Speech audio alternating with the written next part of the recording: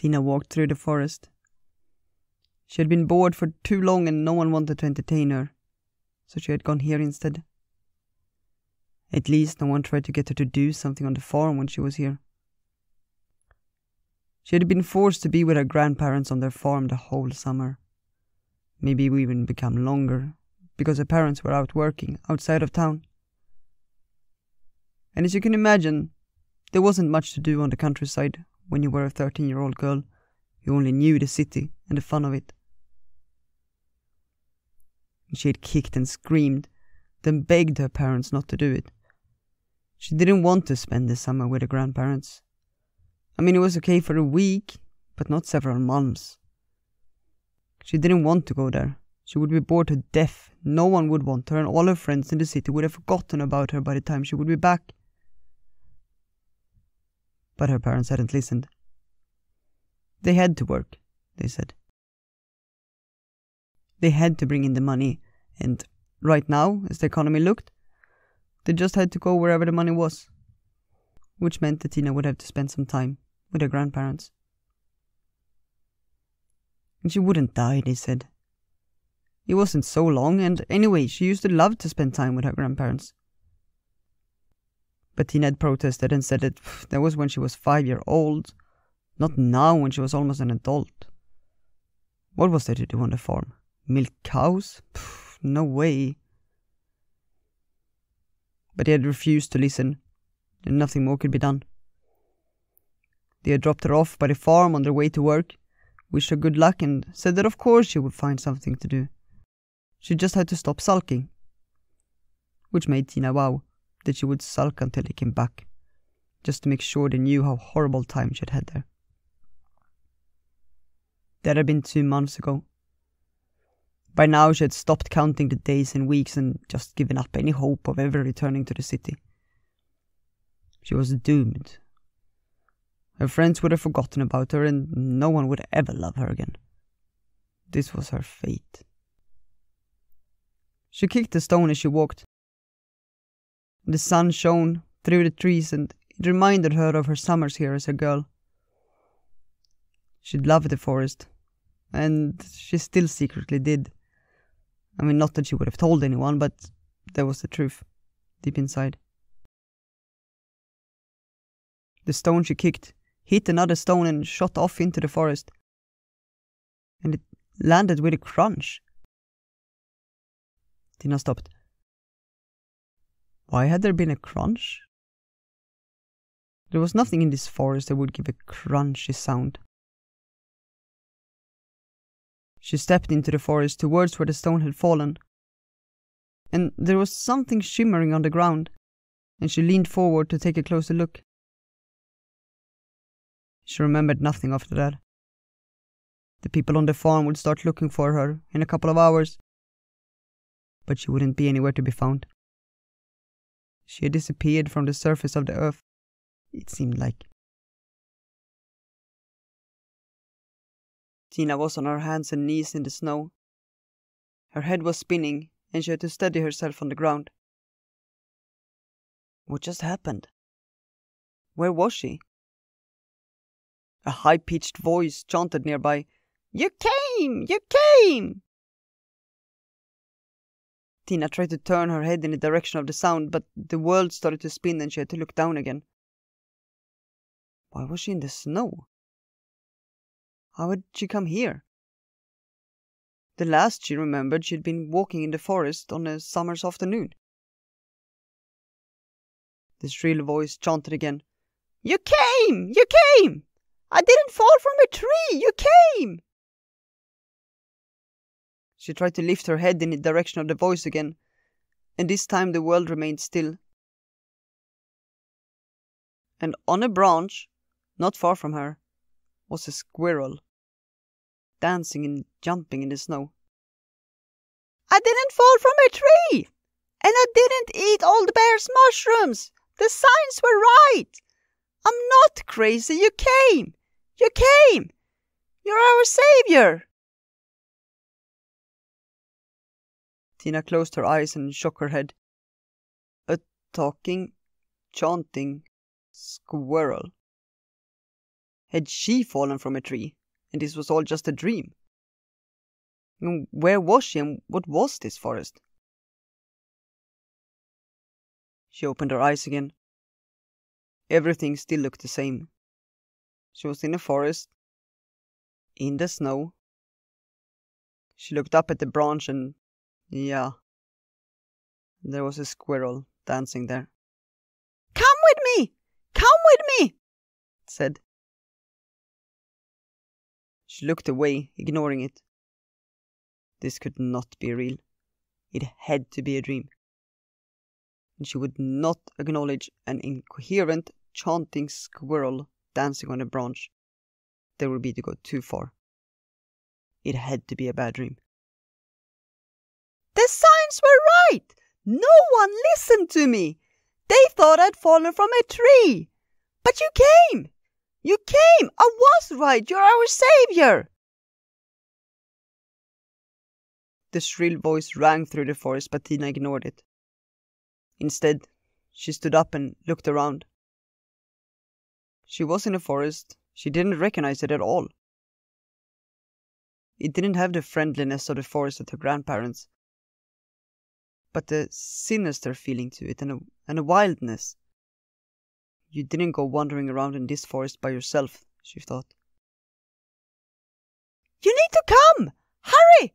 They will find you here! Come, follow me!" Tina shivered. What would she do? She would die if she stayed just here. Her summer dress was whipping in the wind and she had already lost sensation in her toes. "Hurry! Hurry! They will come!" She didn't know who they were, but she didn't want to stay alone in this forest. Maybe following a talking squirrel was a better option? To where? She quivered. "To our friends!" And that was it. She couldn't go back now, could she? She had just replied to a talking, chanting squirrel. She must be losing her mind. She looked around. The sun was almost going down and the forest was getting darker and darker. The squirrel was already on its way into the forest and, with a sigh, she followed. They had walked for a while when the squirrel suddenly stopped and looked at her. "What's your name?" she asked. I'm Tina," Tina answered, shivering. And you?" "I'm Ratatosk. Come now." Tina regretted having spoken the moment she'd finished. You shouldn't ask a talking squirrel about their name, or anything else for that matter. It can't be a good sign talking to someone like that. "Hurry! Hurry! The wolves will come! They must know you're here already! She can sense it!" Who can sense it? Tina asked. "The witch queen! She must know you're here!" And with that, Ratatos continued jumping further into the forest, and Tina followed, not fully understanding what was happening. When the darkness was almost complete, Ratatosk stopped and announced, "We're here!" Tina looked around, shivering. She saw nothing different, only forest and trees around them. What do you mean? Where's here? She was so cold now when the sun was down, and just hoped that here would mean a fire. It didn't matter any longer that it would be a fire together with Ratatosk. It was better than being in the forest, cold and hunted by some unknown witch queen. "With our friend," Ratatosk replied. "Faye lives here, and we can stay with Faye." I can't see any friends, or anyone else for that matter," Tina protested. "Because Faye lives up there!" Ratatosk cried and pointed up in the tree she sat in. Tina looked up, but she saw only branches. "You need to climb! And quick! They will come for you! They're already on their way looking for you! Tina was just about to protest that she couldn't see any house to climb towards when she heard wolves howling in the distance. You see? They are coming! Hurry! Climb the tree! And that decided it. House or no house, she couldn't stay where she was. So Tina got hold of the lowest branch and swung herself up. Come now! Ratatosk was already up. Tina soon lost sight of the squirrel, but she kept climbing. The darkness was complete now, and she had to feel each branch before she stepped up. Then suddenly she heard Ratatosk's shrill voice next to her. We're here! Stay! I'll go and talk to my friend! Tina heard Ratatosk disappearing up the tree, and she followed the sound with her gaze. And yeah, up there she saw a weak light and something that looked like a treehouse. She heard a knock on the door and a creak as it opened. I found her! She came! Our savior is here! I didn't fall from a tree, I found her! I found her! Ratatosk. What are you talking about? Tina heard a voice say. You did fall from a tree again, didn't you? Or did you eat old bear's mushrooms? The voice seemed to belong to someone who had had this conversation many times before and was bored of it. No! I didn't eat his mushrooms! She came! Our savior came! She's really here! But why would I believe you now, Ratatosk? You have fallen from a tree before, many times. The signs have never been right. But this time they are! I promise! I didn't fall from a tree, the signs were right! She's here now, I will show you! Let us in! How many times have you seen the signs, Ratatosk? But this time it's real! She's really here! Go away, Ratatosk, you bring bad luck. Please! Let us in! No! I'll owe you a favor! They went silent for a moment, and then Tina heard a creaking of the door as it opened up more, and the voice said, So where is she then, Ratatosk? She's down there! So bring her then. Tina heard footsteps disappearing back into the house, and leaves rustling as Ratatosk jumped down the branches back down. The sound came closer until it was right next to her. We're welcome to our friend! I told you Faye would be good! Let's go! Ratatosk didn't seem to know that Tina had overheard the entire conversation, but she decided not to say anything. It seemed easier with Ratatosk. So she took hold of a branch and climbed up. And as she emerged into the light of the treehouse, she saw the friend that Ratatosk had spoken to. A strange being with ears and a tail, half human and half cat. Tina tried not to stare, but the being studied her with a disinterested look. So this is the savior, huh, Ratatosk? Yes, this is her! I found her! She came! She came!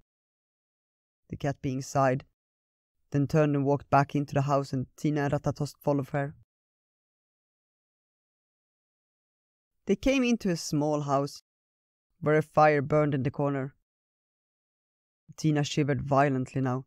She was so cold, and all she could think about was to get warm. But the cat being didn't pay her any attention. Faye just went to sit in front of the fire and left them standing in the small hallway. Ratatosk jumped up on the bed next to the cat being and said, I told you she would come. You need to help us. No, I won't. But why not? You know what she will do when she gets to you, don't you? She will make a collar out of you for her coat. But we're safe here. No, we were safe. Until you came. But Lynx, please, help us. Look, she's so cold. Tina looked at them confused. They seem to know each other at least, but I don't know if she would have called them friends. Look at her! Look how cold she is! And the cat, being called Lynx, looked at Tina for the first time since she entered. Did you fall from a tree too? Tina didn't really understand. Oh, I fell? At least? Look how cold she is! Yeah. Why are you only wearing a dress? Lynx asked. It was summer where I came from, Tina said. There wasn't any snow there. No snow? What do you mean by no snow? There is always snow here. See? See? I told you she wasn't from here. I told you she had come. I didn't fall from a tree. Lynx took one last look at Tina, then turned back to the fire. Tina looked at Ratatosk, who just shrugged and made an obscene gesture at Lynx's back. Should I say something? Tina thought. Ratatosk had begun to circle a finger next to her head to show what she thought about Lynx, but before Faye got the chance to see it, Tina took a step inside the hut. Please, please, you have to help me. Why? Lynx said. I'm cold and hunted by some witch queen. I don't know how I ended up here or even where I am. Please, I'll do anything for you. Please help us. They went silent for a moment. Then Tina heard Lynx say, Okay, deal. And Faye gestured towards the chair by the fire, then went to get a blanket and a cup of warm tea with honey.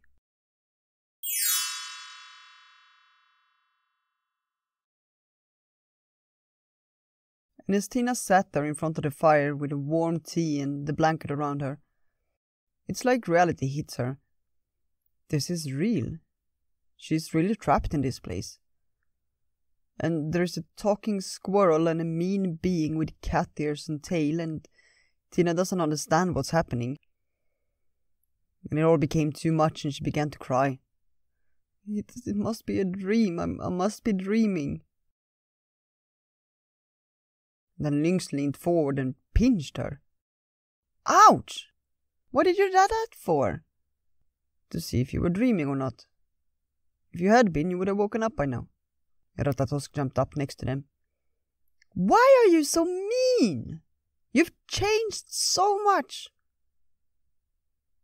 And Lynx went quiet for a moment and then said, You would have changed too, if you would have been a collar on her coat. But you escaped her! You escaped! You are our hero!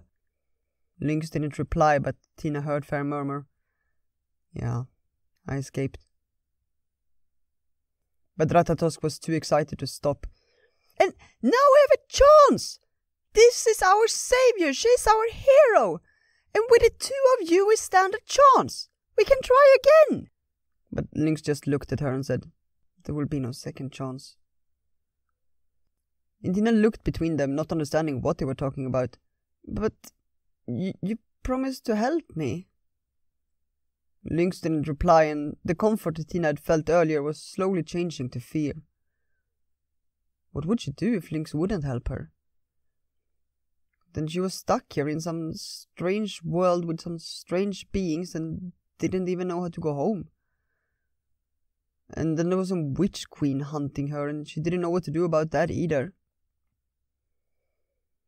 The tears fell down her face, and Ratatosk jumped up onto the chair next to her.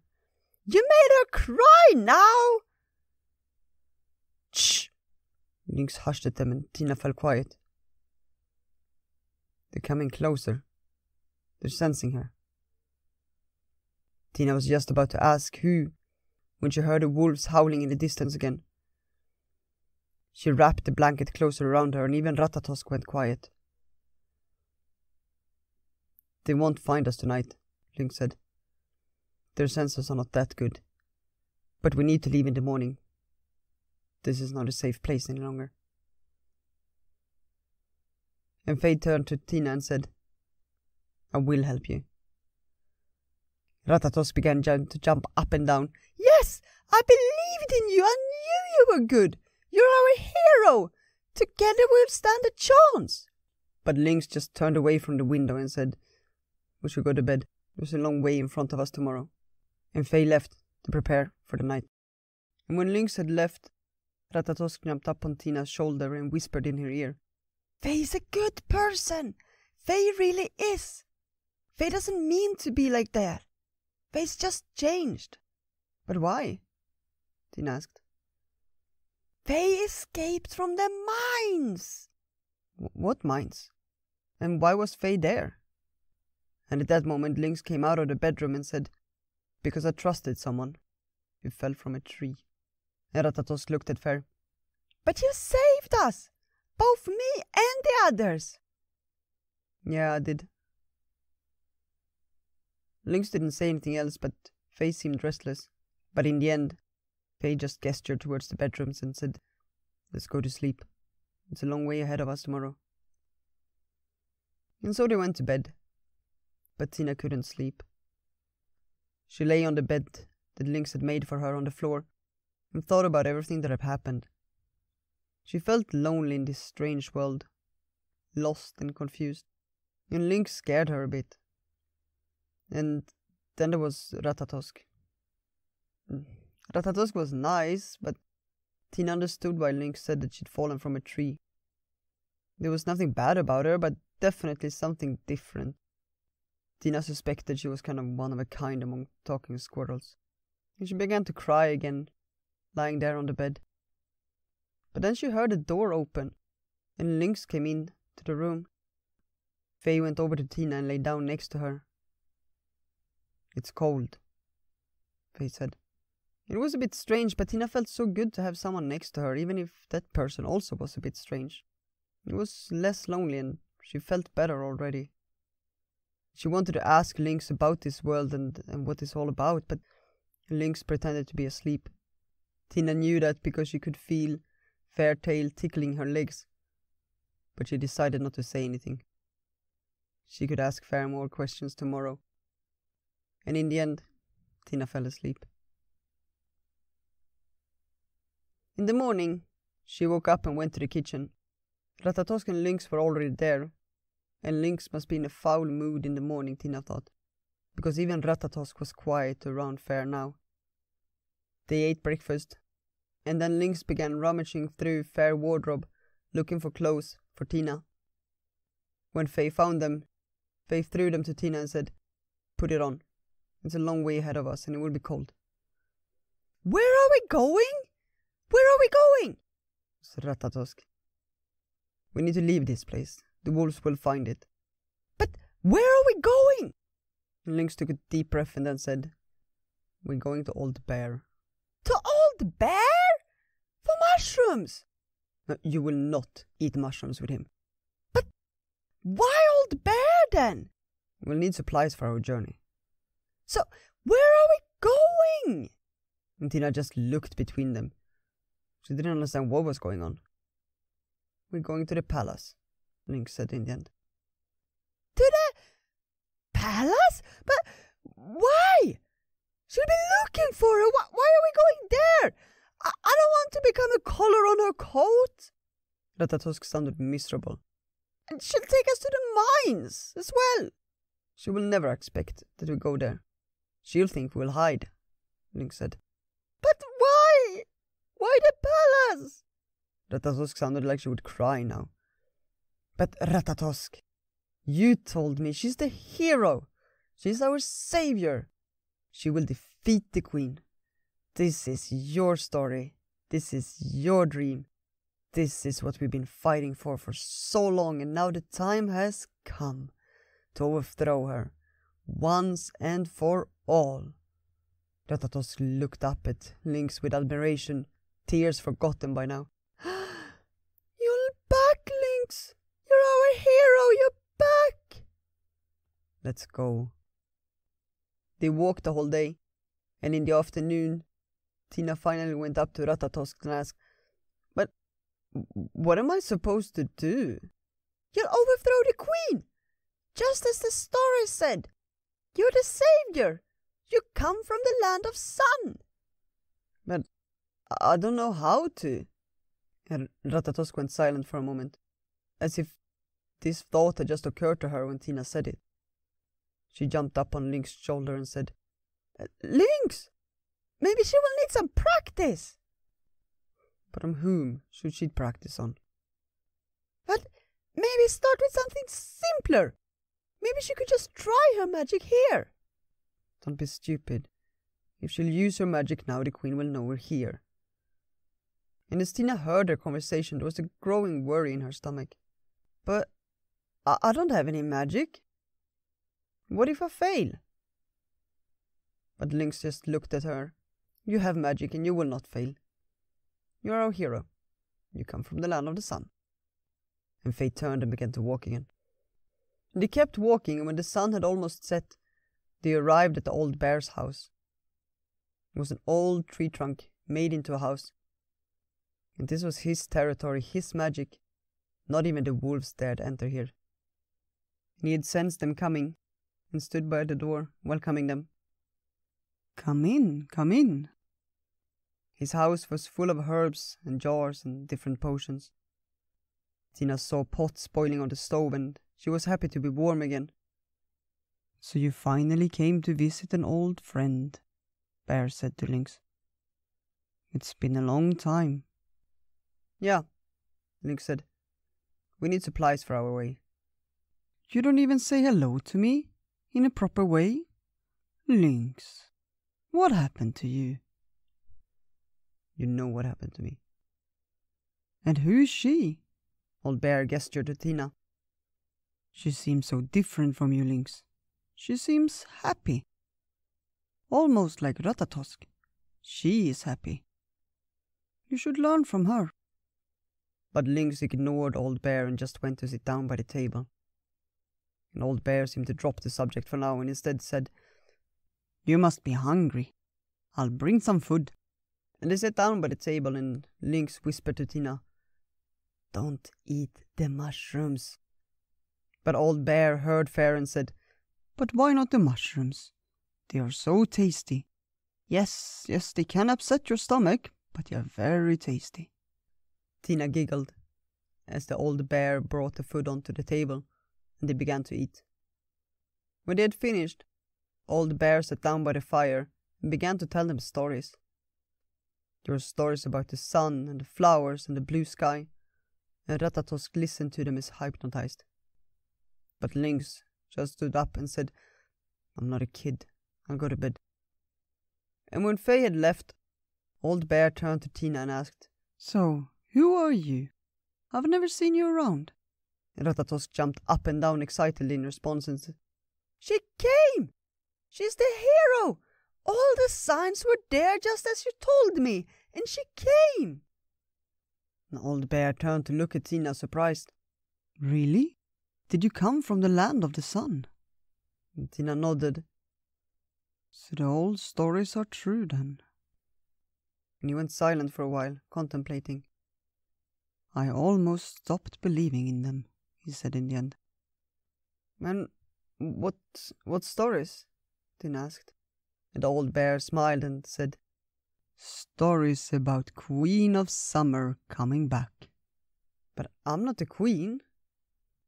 Maybe you just need some time. But Ratatosk got anxious. But we don't have time. We're going to the palace. Bear looked at her with worry. To the palace? Why?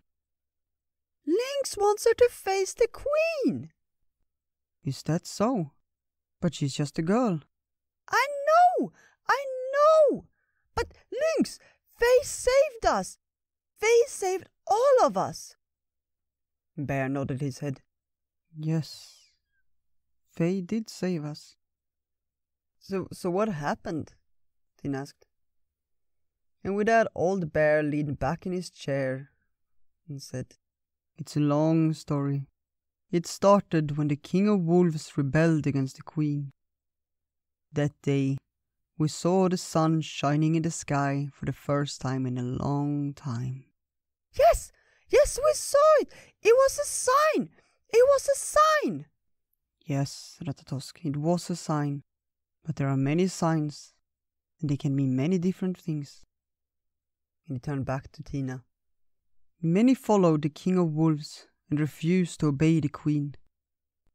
Lynx joined the fight and fought side by side with the king of wolves, uniting all of us. And for the first time in a very long time, there was hope. The snow melted, and the sun shone from a blue sky. So, what happened? Tina asked. The queen called on the goblins, and they came from their mines to fight for her. One night they broke our fortification and took many of us back with them.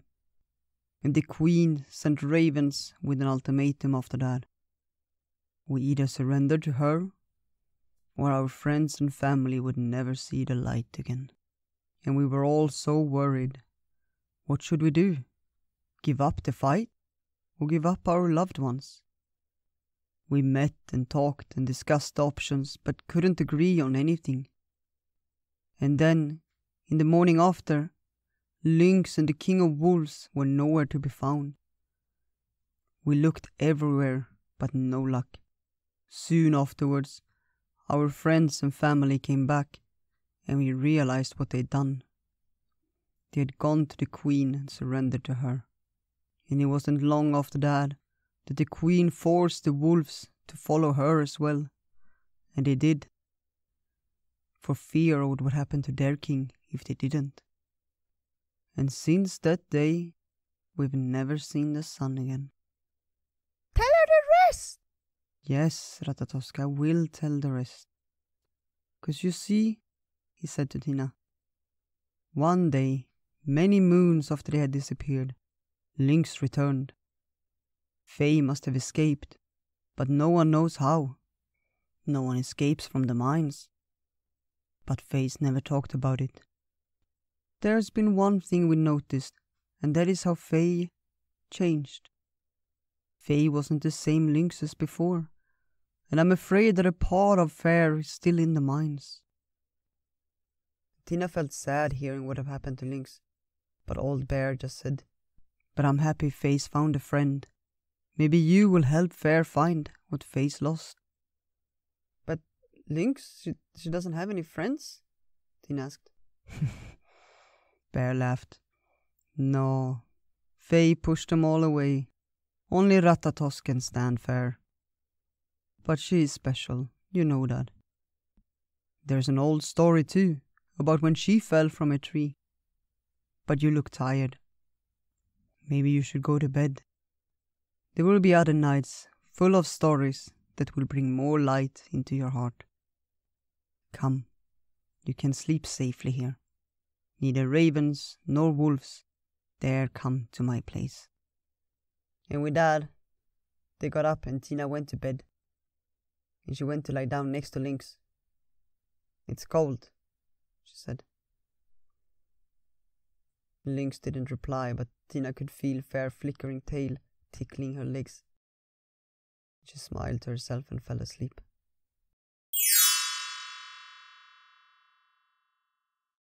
In the morning, Old Bear gave them enough supplies to get them on the journey, and they set out.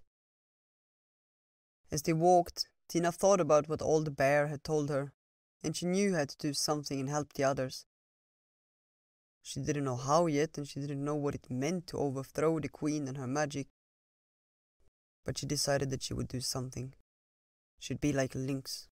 She'd be strong.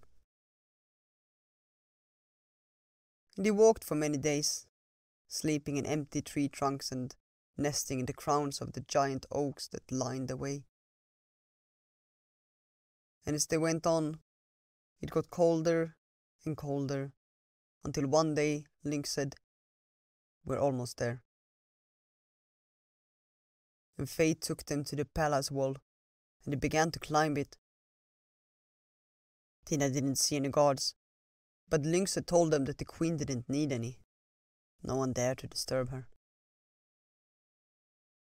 When they came up to the railing, Lynx led them to a hole in the palace wall that seemed to be a deserted tunnel.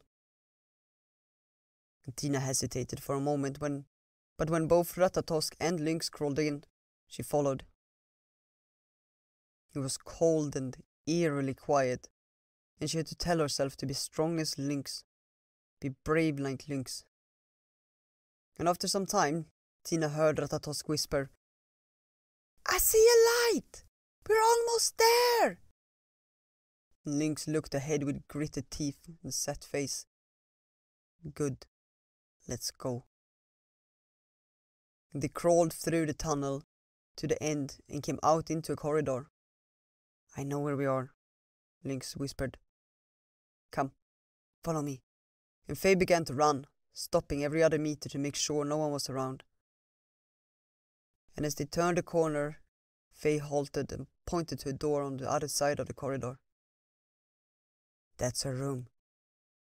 Faye turned to Tina, looked her in the eyes and said, Remember what you promised me. And Tina nodded. She would do anything for Lynx if Faye could help her. Lynx cast one last look at her, then whispered, Let's go. And Faye began to walk towards the door, and as Faye came closer, it opened by itself, as if by magic. Lynx! Ratatosk whispered, but Lynx just kept walking, and both Tina and Ratatosk followed, not knowing what else to do. They walked through the door and came into a big hall with tall windows full of ice and white drapery coming down from the ceiling. And in the middle of the room stood the queen, smiling at them. So you came, Lynx, and you brought her, just as you were ordered to do. Ratatosk and Tina looked at Lynx, but Faye ignored them, and the queen turned to Ratatosk. And you brought your friend with you too. How nice of you. I didn't ask that of you, but I'm sure I will find a way to use her. I just need to make her quiet first. Lynx! Ratatosk started to back away, but the queen made a gesture with her hand and Ratatosk froze on the spot, unable to move anything else than her eyes. Tina watched it happening with fear. What's happening? Did Lynx betray them? She wanted to say something, but Lynx turned to her with cold eyes. Now, I call on your promise. Overthrow her! Tina stared at Lynx, and then at the queen, and back at Lynx. She had to do something, but what? She didn't understand what Lynx meant. She took a couple of steps towards the queen, but the queen just laughed. So this was your plan, Lynx. Very clever. Very clever indeed. But tell me, why would a promise to you force her magic out? Lynx looked around, unsure now. It hadn't worked as Faye thought it would. And then, with one last effort, Faye pulled the knife from Fair's belt and ran towards the queen. Run! Faye cried at Tina, but the queen just rose her hand and pointed at Lynx. Lynx, Lynx, do you really think I'll let you escape without taking your name? Lynx froze, but before Tina could see what happened next, she felt Ratatosk whisk past her. The squirrel jumped up on the queen and scratched and bit her face. The queen's spell must have lost its power when she concentrated on Lynx, Tina thought. The queen stumbled around as she tried to get Ratatosk off her. How dare you, the dirty little squirrel! Run! Ratatosk squealed at Tina, and Ratatosk's voice brought Tina back and she looked around. Lynx? Where is Lynx? Where had Faye gone? And then she saw that on the ground where Lynx had stood was now a cat, a bit wobbly. Tina didn't think, just grabbed it, and with one last look at Ratatosk, she ran from the hall. And she came out to the corridor, and all around them were screams and animal noises and beings running through the palace. Tina had never seen so many animals, but none of them seemed to notice her. They must have been set free when the queen concentrated on Lynx, just like Ratatosk, Tina thought. She ran down the corridor with Lynx the cat in her arms, when she suddenly heard the howling of wolves in the distance. She froze. The Queen must have called on them. But then something bumped into her from behind and she stumbled, almost dropping Lynx. But she came back to her senses and began running down the corridor again. And she sprinted past doors and parallel corridors, not knowing where to go or how to escape. And it felt like the wolves were getting closer, and she imagined them running behind her, almost catching up with them. And she turned a corner and stopped dead in her tracks. There, some distance away, was an old dog, making his way towards them.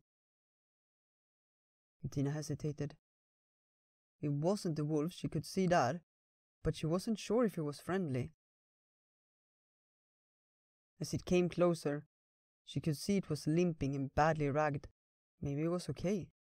She stayed put as it came up to them and spoke. "Follow me. I'll show you the way out." Tina hesitated, but there was something about the dog that made her trust it. She looked back one last time at the corridor and then turned to follow the dog. And he led them away from the sound and the noise of the running animals, and soon even the howling of the wolves faded away. As they came to a small gate by the end of a corridor, he turned to them and said, "Behind this gate is the forest. You will be safe there." "But what about my friend Ratatosk? I can't leave her." But the dog just shook his head. "You can't save her now." "And Lynx, what happened to Fair?" The dog looked at the shaken and wobbly Lynx in Tina's arms. "The Queen took Fair name." "Fair name? What do you mean? Please, you need to help me." But the dog just looked at her with sad eyes. "I cannot help you anymore. She'll be punishing me for this already. You need to go. You need to find Fair name." "But how?" Tina didn't know what to do. Lynx was a cat in her arms and Ratatosk was lost with the Queen. But the dog looked at her and she realized there was something strange with him, because his eyes were the ones of a wolf. But before she could ask, he pushed the gate open and said, "Now go, bring the sun back." And Tina sprinted out, leaving the palace, Ratatosk and the Queen behind her. And she ran through the forest with Lynx the cat in her arms, not knowing where to go but wanting to get as far away from the palace as she could. And only when she was too out of breath to keep running did she stop and try to calm down. "Lynx, what shall we do?" she asked. But Faye didn't answer, just looked like a normal cat. Maybe she's in shock, Tina thought. I'll have to worry about that later. What would Lynx do now? Tina thought. Lynx would have looked for a safe place in the trees. And Faye had told them about the many tree houses in the forest. They came from the time of the rebellion, when people needed somewhere safe to hide. So with Lynx the cat still in her arms, Tina set out looking for one. There were many of them, she soon discovered, but most of them were too broken to be livable. But in the end she found one that at least had 4 walls still, and the roof. She climbed up, making sure Lynx the cat was safe in her arms as she ascended. Once up, she put Lynx the cat down, and then sat down on the floor. Faye had said nothing the whole way, and Tina wondered if maybe this cat spell also meant that Faye couldn't talk. Or maybe Faye had transformed into a cat and didn't even remember Faye was Lynx. The cat known as Lynx responded to her thoughts by hissing at Tina, running to the door, scratching to get out. And Tina began to cry. What was she doing here? Alone in the forest with a cat that didn't remember Faye was Lynx and Ratatosk was left in the palace. How would she sort this? "I'm sorry, Lynx, I failed you. I didn't know what to do. I know I promised to help you, but I didn't know how to overthrow her. I'm sorry." Lynx the cat stopped scratching on the door, but kept sitting with Fair back towards Tina, waiting to get out. "Have you really forgotten who you are? Do you understand what I'm saying?" But Lynx just ignored Tina, Or Faye really had forgotten who Faye was, and now was just a cat waiting to get out, because Faye didn't respond. Please, come back to me, it's cold, and I'm lonely, Tina tried. And she went over and picked Fair up, and this time Lynx didn't hiss, but just let it be. And Tina went to sit down again, put Lynx the cat on their lap, and said, I will find a way, and I will find your name, I promise. I will not fail you this time. I just don't know how yet. Lynx just licked Fair paws in response, like a normal cat. You really don't understand me, do you? And Lynx the cat didn't respond, just kept licking Fair paws. I will take care of you, Tina said. And I will find a way. I will save you, and I will save Ratatosk and the Wolf King and everyone. I just need to find out how. And so she sat there in the treehouse shelter, cuddling Lynx and speaking out loud. But whether to Lynx or herself, she didn't really know. Lynx, what would you have done in my place? You're so strong, I admire you. What would you have done now? How can I find your name? I don't know anyone to ask here for it. But just as she said it, she realized she did know someone. She knew Old Bear. Could she find him? She had to try. So she said to Lynx that tomorrow we'll find Old Bear. He's old and he has many stories. He must know what to do. And she lay down, and it was lonely to just have Lynx's cat there. But in the end, she did fall asleep.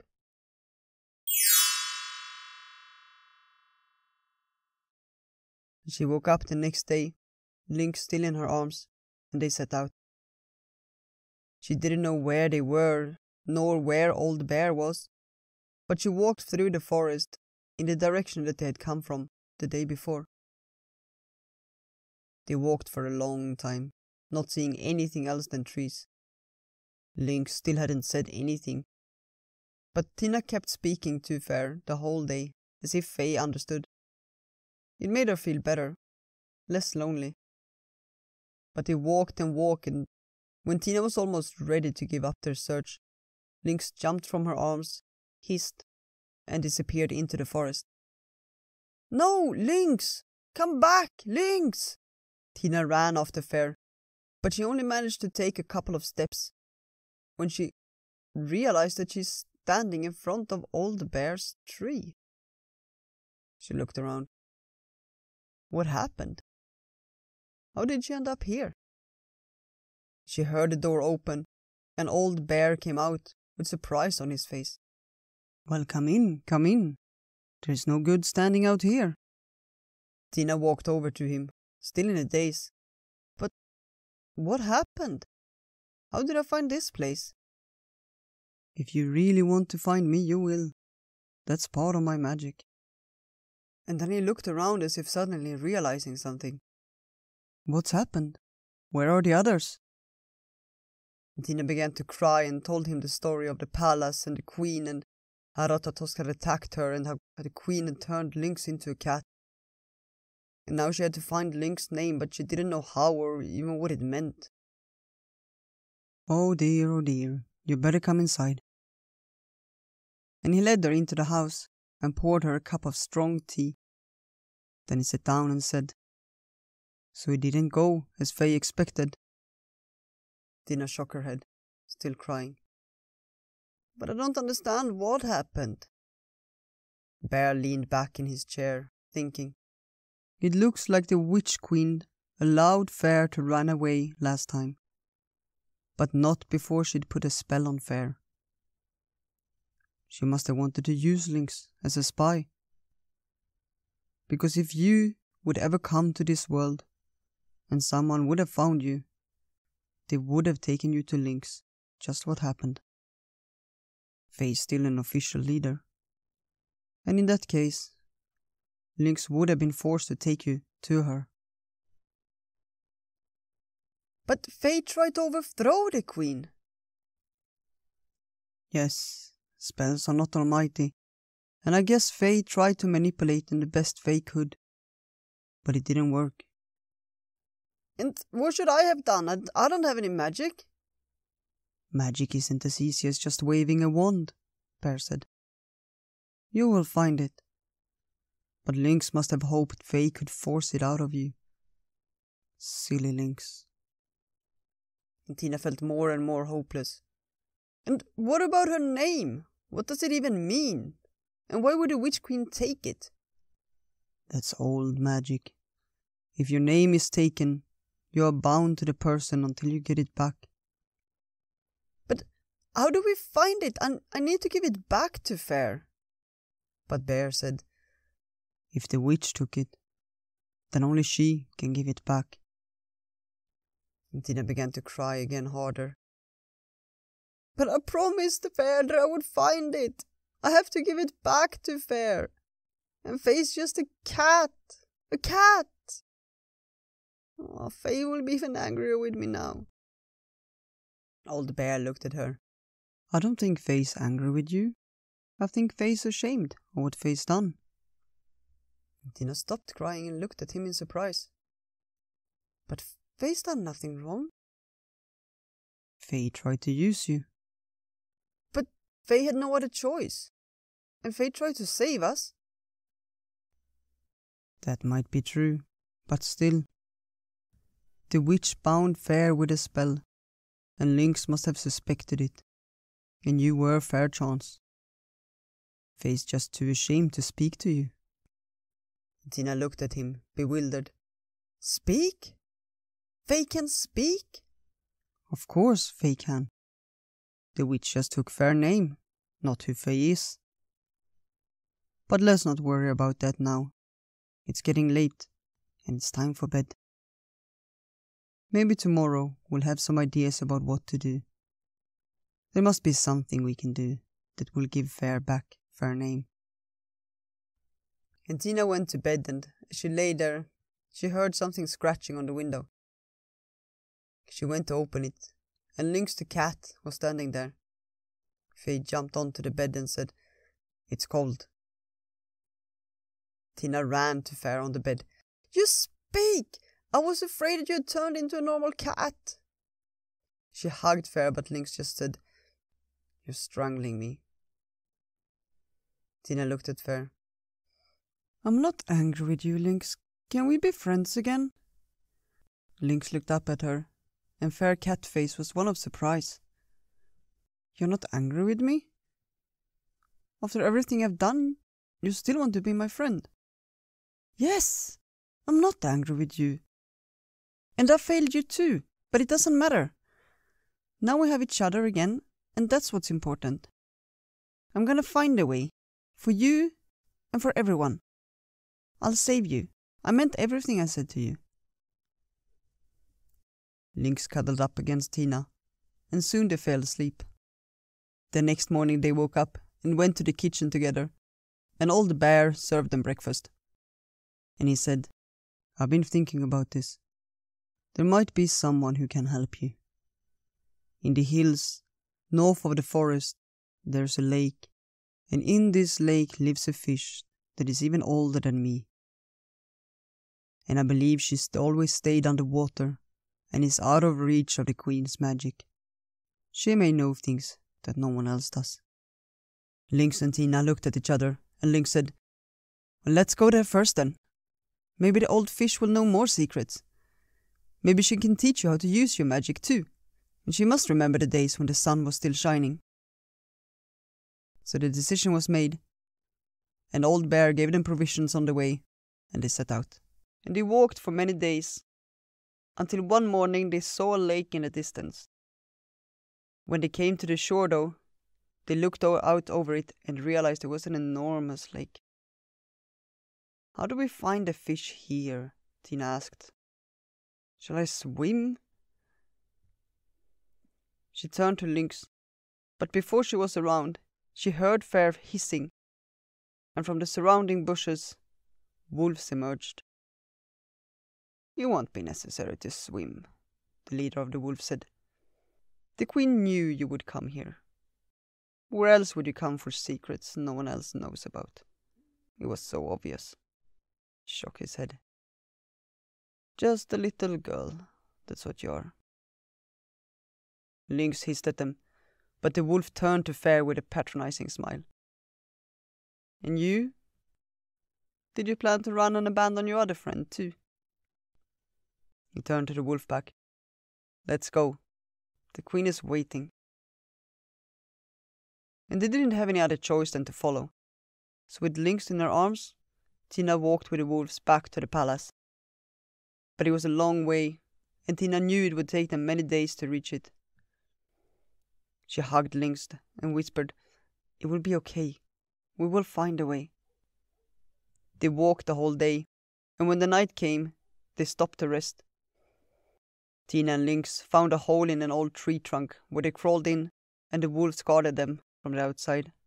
Lynx crawled up in Tina's arms and said, "I'm sorry, I should have known better." "And don't be sorry, Lynx, it's not your fault. And we'll find a way, I'm sure we will." But Lynx shook Fair head and said, "It's too late. She got us. It's hopeless." Tina hugged Fair. "But we have each other still." "And what if she separates us?" Lynx asked. "She can send us away." "But I will still love you," Tina said. "I only wish I could give you a name. I would name you Leah." And with that, Lynx cuddled up against her, and they soon fell asleep. And Tina was woken up by someone shaking her arm. She opened her eyes and saw that it was almost dawn, and Lynx, in fair human form, crouched next to her with a big smile. "Let's go," Faye whispered. What happened?" Tina asked. "Shh, later. Let's go." "But the wolves." Let's have fun with the wolves." They crawled out from the tree, and Leah Lynx turned to the sleeping wolves and cried out, "Fleabags! Come here!" The wolves woke up and walked towards them, looking at them in shock. "The Queen of Summer is back," Leah Lynx announced. "You're free to run, or to follow us to your queen to watch her fall." The wolves looked at each other, terrified because they'd never imagined the day would come when the queen would fall. And they ran. Some of them back to the queen. Some of them back to the forest, happy they didn't need to serve any longer. And Tina looked at Leah Lynx. "But what happened? How did you come back to your human form?" "You're the Queen of Summer. You gave me a name and you meant it." Tina looked at Fair and blushed. She had meant it. She'd meant everything she said to Leah Lynx. But it was different having said it to a cat and now having the human standing in front of her. But she would stand by it. She loved Leah Lynx. "Yeah, I meant it," she said. They took each other's hands and walked back to the palace. And as they walked, the snow melted around them and the sun came out from the clouds. As they came closer, they saw that where the palace had once stood was now only a big lake. They heard something rattling behind them, and a high-pitched voice peeped. "You saved us! You saved us! I told you you would save us! I knew it! You're our hero! I didn't fall from a tree!" Ratatosk ran towards them and jumped up on Leah Lynx's shoulder. "You're our heroes, both of you! I'm so happy!" "What happened to the queen?" Tina asked. "Everything melted in the morning, and we all ran." "We?" Tina asked. And then she saw some beings and animals coming towards them. And they all looked very sad, but there was also hope in their eyes. And Leah Lynx whispered into Tina's ear, "You need to give them a name." "But I don't know their names," Tina whispered back. But Leah Lynx just smiled and said, "You will know. You will know when they come." And each of these beings came up to Tina. And every time one came up, she knew what name to give them. And she gave them the new name and one by one they took their true form. And the old dog became the Wolf King again, and all the beings were free. And then the Wolf King walked up to Tina and said, "I heard an old story too. If you go into the lake, you will come back to the place where you came from." But Tina looked at Ratatosk and Lealix and said, "I will stay here." And they walked together, holding hands, and later held a big celebration because the summer had come.